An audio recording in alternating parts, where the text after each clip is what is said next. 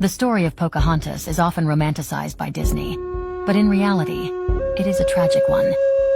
Pocahontas, also known as Matoaka, was brutally assaulted, kidnapped, and allegedly enlivened by English colonizers who were meant to protect her.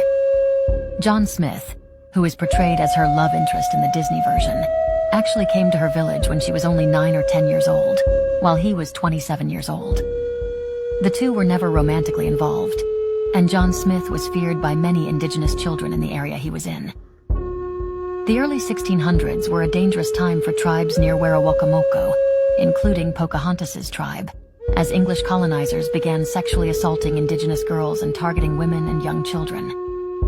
Pocahontas was kidnapped at 15 or 16 and forced to give up her first child. Her husband, Kokum, was killed by those who kidnapped her. She was later brought to England as a political symbol, where she was allegedly assaulted and abused by her English captors. She eventually gave birth to another son, Thomas, and was forced to convert to Christianity and change her name to Rebecca. Pocahontas expressed outrage towards John Smith due to the mistreatment of his position as leader of the colonists and the betrayal to the Powhatan people. Despite her family's request for her to be laid to rest in her tribe, she was buried in a church in Gravesend, England, after her death at the age of 21.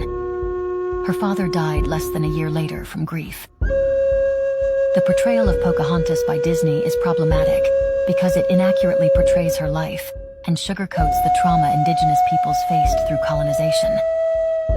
The true story of Pocahontas is one of tragedy, as she was one of the first real-life missing and murdered indigenous women, and we must honor her memory and never forget the injustices she faced.